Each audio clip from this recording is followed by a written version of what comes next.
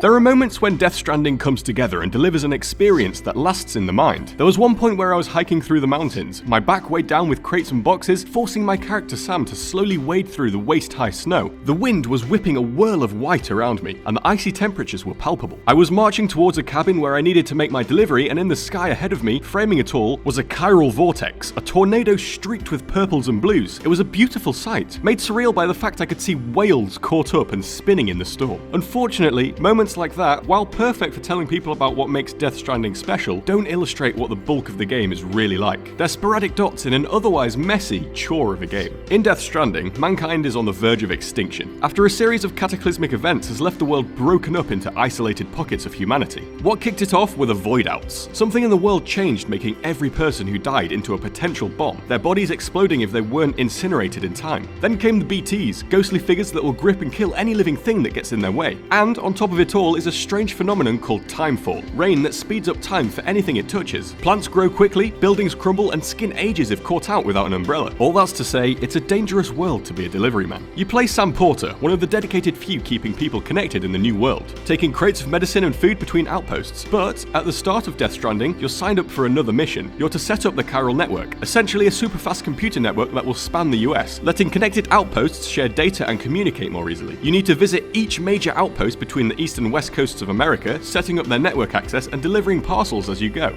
The focus on this simple task has been fleshed out significantly. Sam has endurance and stamina meters that deplete while doing strenuous activity, like climbing up slopes and wading through deep water. You can use the left and right triggers to grip the straps on your bag to keep balance if you start tripping to the left or right. You'll pick up speed as you move downhill, making it hard to stop if you hit rough ground, where it becomes much easier to trip. Your balance is affected by how heavy your cargo is, how high it's stacked on your back, and how the weight is distributed across your body. The difference between carrying a stack of light boxes, a few heavy ones, and a non-rigid object like a body bag comes across in the way Sam responds to your controls. The term is often used as a negative, but this is pretty close to being a literal walking simulator. As you progress across the continent, you'll get new gear that changes how you carry cargo. Exoskeletons increase your carrying capacity, running speed, and balance on rough terrain, for instance. You'll unlock floating carriers that can leash to your belt. You can load them up like a hovering wheelbarrow and it'll trail behind you. There are also vehicles, like the reverse trike, which you can load up with gear and speed towards your destination. Another threat in the world of Death Stranding are the mules. Porters turned rogue. The mules have become addicted to delivering goods and receiving likes, but rather than complete jobs for people, they found it easier to simply steal cargo and deliver it to their own post boxes. If you enter their territory while carrying cargo, then they'll hunt you down and steal it from you. There were points throughout Death Stranding where the simple act of ferrying cargo between outposts was fun. It's easy to become invested in the in-depth movement systems. However, these moments came fewer and further between as the game wore on. In every mission, the objective boiled down to either taking a package from one place to another or going to a location, picking up the package there and taking it somewhere else. Sometimes my route would go through BT or mule territory, or the package I'd be carrying would be particularly fragile, or there would be a time limit, but